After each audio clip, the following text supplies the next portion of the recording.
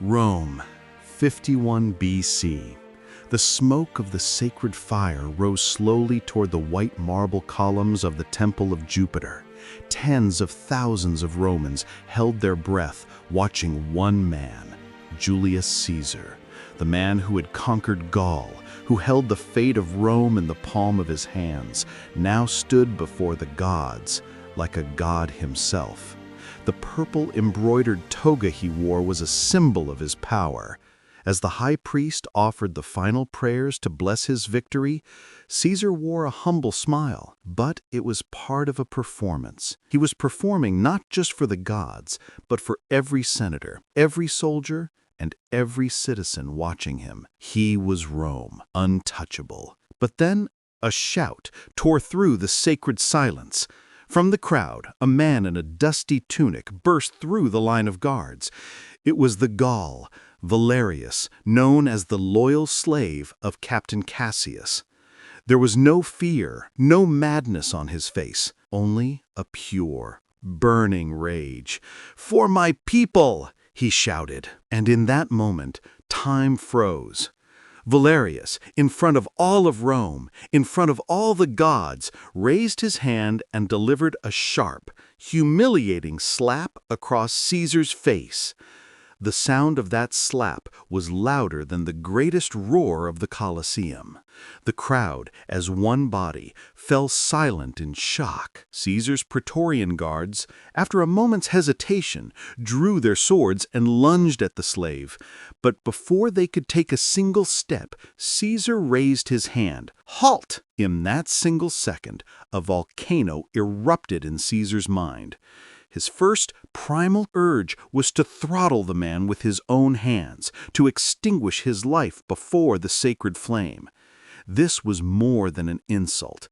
This was an assault on his divinity. But then a flood of ice-cold logic washed over the volcano. His eyes scanned the scene, the sacred fire, the tens of thousands of witnesses, and most importantly, his greatest rival, Senator Marcellus, sitting in his box. If he shed blood here, before the gods, before this sacred hour was over, he would have committed a sin 1,000 times greater than the slap. He would become a cruel tyrant in the eyes of the people and a despot who disrespected the gods on the tongues of his enemies. He had never felt so powerful and yet utterly helpless in his life. And it was at this very moment that everything changed. Caesar locked his rage in the darkest, coldest dungeon of his soul. The look of shock and pain on his face vanished. In its place came something more dangerous than anything Rome had ever seen, an icy smile. He slowly turned to the still shocked crowd. His voice was calm and controlled. "The gods love to hear bold voices," he said, as if this were a planned part of the show. "When this ceremony is over, I will speak with this bold man personally." It was not forgiveness, it was a vow of hell. The fate of Valerius was sealed in that moment. But there was something he didn't yet know. As the guards seized Valerius and dragged him through the crowd, the ceremony continued from where it had left off. But no one was listening to the prayers anymore. Everyone was thinking only of what would happen in 1 hour. That 1 hour was the longest hour in Rome. Caesar continued to play his role, offering his thanks to the gods. But his eyes were no longer on the altar, they were on the crowd. He was searching for one person in the crowd, his greatest rival, Senator Marcellus. And when he found him, his blood ran cold, because on Marcellus's face there was no surprise at this unexpected chaos. On the contrary, he wore the expectant, almost knowing smile of a conspirator whose plan was working perfectly. The ceremony continued. But it was no longer a sacred ritual. It was torture. Caesar continued to offer sacrifices to the gods, to listen to the high priest's prayers. The icy smile was frozen on his face like a mask. But his eyes were no longer there. The 1-hour hell had begun.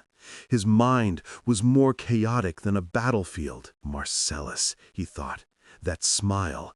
Is this his game? Would he make a move so foolish, so blatant? No. This is not his style. He is a snake, not a bull. His mind shifted to another possibility. A rebellion? Is this slave the first spark of a revolt? Possible. But why now? Why here? Why alone? Every second passed like a century. That 1 hour was his armor of divinity before the gods. But it was also the bars of the cage that separated him from his prey. The moment the ceremony ended, the mask on Caesar's face fell. Without a word to the crowd or the senators, he turned and stormed toward the nearest command tent like a tempest.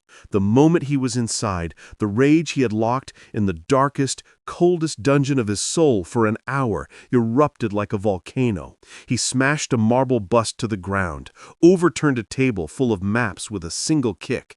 This was not just the anger of humiliation. This was the fury of losing control, of being trapped. Even that powerful man was once this helpless. The master of Rome had been humiliated in his own city by a slave, and the worst part was he didn't know why. This uncertainty was eating him alive from the inside. "Antonius," he roared. The tent flap opened, and in stepped Antonius, the eye and ear of Rome in the shadows. He did not even flinch at Caesar's rage. "Find me the truth behind that slap," Caesar said, his voice now calm but far more lethal. "You have 1 hour. When that hour is up, that slave's arm will be cut, and if you fail to bring me an answer, your head will be taken along with it."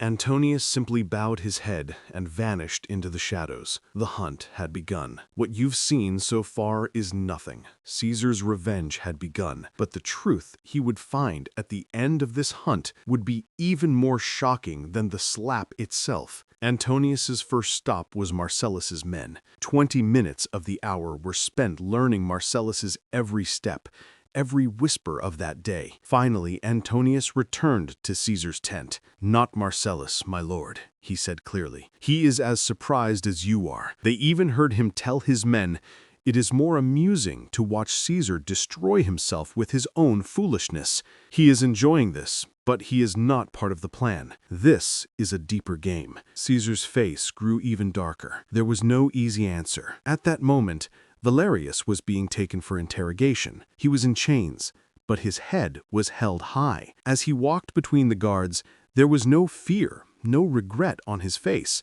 almost a proud expression. This did not escape Antonius's notice. This was not the face of a man going to his death. This was the face of a soldier who had completed his mission. But whose soldier? Time was running out. Half of the hour was gone. Antonius looked at Caesar, who was pacing in the tent. The investigation had hit a wall. It wasn't Marcellus. The slave wasn't acting like a madman. What was behind this senseless act of defiance? As a last resort, Antonius took the next logical step. He turned to one of the guards. "Go," Antonius said, his voice firm, "and bring me Captain Cassius. We need to get his opinion to find out what is behind his slave's courage." Quick pause. To keep this channel alive, I genuinely need your support. Taking 1 second to subscribe and like is the biggest support you can give. Thank you. Now, let's continue. 20 minutes of Caesar's 1-hour hunt had been wasted proving Marcellus's innocence. Only 40 minutes remained.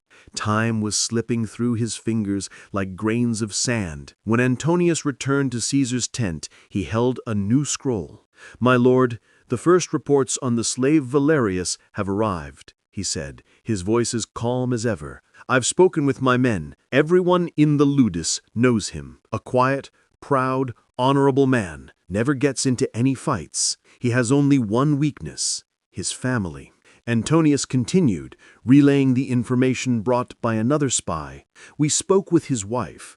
The woman is distraught. The scene shifts to a small, clean home in one of Rome's poorest districts. Valerius's wife is weeping before Antonius's man, her 2 small children clinging to her. "He wouldn't do this," she sobbed. "Valerius is a man who has nothing but his honor. He respected Caesar. Someone must have forced him. I beg you, do not harm him." Even that strong man was once this helpless. The heroism of this man in the eyes of his family was in contradiction with his actions. Antonius finished his report. "The picture is not clear, my lord. This is not the act of an honorable man." You won't believe it, but the picture was becoming even more complicated. The portrait of a hero was stained by the act of a traitor. This was something Caesar hated, an equation he could not solve. "Bring me Cassius," Caesar commanded. A few minutes later, Captain Cassius entered the tent, but not as the proud, upright captain he always was. His shoulders were slumped, his face contorted with grief like a broken man. The moment he came before Caesar, he fell to his knees. "Caesar," he said, his voice choked with tears, "my lord, forgive me." Caesar said nothing. He just watched the performance. "It is my fault, Caesar," Cassius continued, his head bowed. "I trusted him too much. I saw him as a friend, more than a slave. You know my loyalty to you. I have shed my blood for you for years. And now, my slave, because of my mistake, has stained your honor. Please, spare his life and take mine." It was a perfect performance, an honorable Roman tableau of a master sacrificing himself for his disloyal slave. Caesar looked into Cassius's eyes. Were the tears real? This pain, this shame, was it genuine? Caesar had lived among lies his entire life, but this man was his most trusted captain. He had risked his life for him countless times. For a moment, just for a moment, he believed him. Perhaps this was just the foolish madness of a slave trying to embarrass his master. "Rise, Cassius," Caesar said, his voice weary. "I do not doubt your loyalty. I will deal with this matter." Cassius looked up with gratitude, wiped his tears, and slowly rose. "Thank you, my lord." Caesar watched him as he turned and left. The play was over. The moment Cassius parted the tent flap and stepped outside, Caesar's sharp eyes, with a predator's instinct, caught one final detail: Cassius's hand, his ring. On the gold ring of the Roman Senate, there was something that shouldn't have been there. A small, almost invisible, dried speck of mud stuck in the engraved edge of the ring. Caesar felt he recognized that mud from somewhere, but he couldn't place it. In that moment, that small, insignificant speck planted the first real seed of doubt in Caesar's mind, a seed stronger than all of Cassius's tears. And it was at this very moment that everything changed. A flash of lightning struck in Antonius's mind. Missing pay, Cassius's generosity, and then he remembered the muddy road he had inspected with Caesar that morning. The road where the treasury chests, which were said to be missing gold, had been transported, and the speck of mud on Cassius's ring. Antonius slipped out of the barracks like a ghost. He jumped onto a chariot and ordered the driver to whip the horses. When he returned to that muddy road, the sun was about to set. His eyes scanned the road like an eagle searching for its prey, and then he saw it. On the side of the road, among the bushes, a patch of freshly dug earth, different from the rest, and on the ground, the tracks of a treasury chest being dragged. Antonius began to dig the earth with his bare hands, and he found it, one of the stolen treasury chests, but it was empty. Just then, something else glinted among the bushes. He reached out and picked it up. It was not proof of a conspiracy. It was proof of a father's desperation. A small hair ribbon, clearly belonging to Valerius's little daughter, dropped on the ground. In that moment, Antonius understood everything. It all started with a theft and continued with taking a family hostage. The hour was almost up. Antonius, with the evidence in his hand, was running breathlessly toward Caesar's tent. His heart was pounding, not just from the race against time, but from the weight of the truth he was about to reveal. The man they trusted the most was the greatest traitor. He slowed down as he approached the tent, but in front of the tent, he saw Captain Cassius standing calmly with his hands. As Antonius ran to Caesar's tent, his heart hammered in his chest like a war drum. He saw Captain Cassius waiting in front of the tent. Cassius had a calm, almost condescending look on his face, as if waiting for a friend. "Have you brought the news, little spy?" he said, his voice mocking. "Has your master made a decision about my poor slave?" Antonius did not answer him. Without even looking into his eyes, he brushed past him recklessly and stormed into the tent. Inside, Caesar was pacing like a tiger in a cage. It was the final minutes of the 1-hour deadline. Time was flowing slow and heavy, like the blood in his veins. "What did you find?" Caesar growled. Antonius, trying to catch his breath, threw the evidence onto the table. The piece of muddy earth and the faded hair ribbon belonging to Valerius's little daughter. "It was all a lie, my lord," Antonius said, his voice clear and sharp. "The slap was just a curtain." And in that moment, Antonius explained everything: how Cassius had robbed the legion's treasury, how he had planned a theatrical rebellion to hide his theft and blame it on your mismanagement, and how he had forced Valerius into this suicide mission in exchange for his family's life. As Caesar listened to Antonius, the personal, humiliated anger on his face slowly vanished. In that moment, he didn't feel the sting of the slap. He saw the chessboard. He saw how one of his most trusted pawns had checkmated him. This was no longer an insult. This was a betrayal. And the price of betrayal was much heavier than that of an insult. His eyes turned from a burning fire of rage to an ice that could freeze everything. The wounded man inside him had died, and an executioner was born. He carried the weight of loneliness on his shoulders, and this weight made him ruthless. "Is the hour up, Antonius?" Caesar asked, his voice chillingly calm. Just then, the sound of a horn announcing the end of the ceremony was heard from outside. Caesar slowly picked up the marble bust he had knocked over from the table and put it back in its place. "Justice must be served on a theatrical stage, Antonius. A theater for all of Rome to watch." You won't believe it, but when Caesar stepped out of his tent, there was no anger, no pain on his face, only the calm, unshakable expression of a conqueror celebrating his victory. But this calm was more terrifying than the wildest storm. He ordered the entire legion to gather in the sacred area where the ceremony had taken place. A simple wooden platform was erected in the middle of the square. The soldiers held their breath, waiting for what was to come. Everyone assumed they were about to watch the bloody execution of the insolent slave. Caesar stepped onto the platform. He looked at the crowd. "1 hour ago," he said, his voice echoing through the square, "in this sacred place, before the gods, an insult was delivered to Rome. Now, before the gods, justice will be served." His eyes locked on Valerius, who was standing in the crowd. He said, "Bring him." The guards brought the chained Valerius before the platform. Cassius, as the loyal captain, had taken his place on the platform next to Caesar. On his face was a look of both concern and anticipation, seeing his treacherous plan unfold. Everyone waited for Caesar to command the executioner to bring down his axe. But Caesar turned not to the executioner, but to Antonius. "First," he said, his voice like ice, "bring the stolen treasury chests." And then he fixed his eyes directly on Cassius. And then, "Bring the loyal Captain Cassius to the stage to honor his slave's courage." Caesar's command fell like lightning upon the square.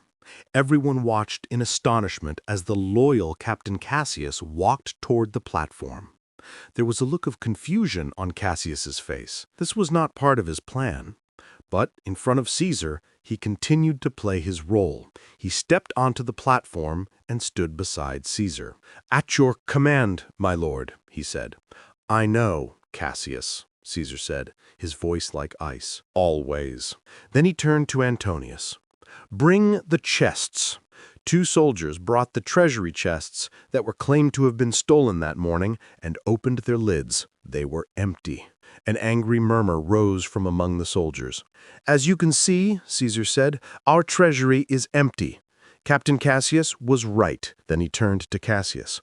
"Would you care to tell us how this happened, Cassius? Where did all this gold go?" Cassius's face turned pale. I do not know, my lord." "I do," said Caesar. He described the muddy earth Antonius had brought and the tracks of the treasury chest found among the bushes.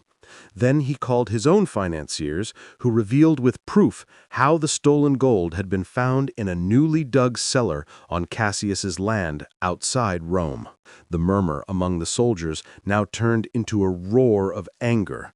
Their hero was a thief who had stolen their pay. But, Caesar said, raising his voice, that is not his only crime. He signaled to Antonius again. A terrified woman and 2 small children, protected by guards, were brought through the crowd, Valerius's family. The moment Valerius, who was kneeling before the platform, saw his family, his honorable, proud mask fell. He collapsed to the ground, weeping. "No," he sobbed. "Now, tell them, Valerius," Caesar said, a hint of mercy in his voice for the first time.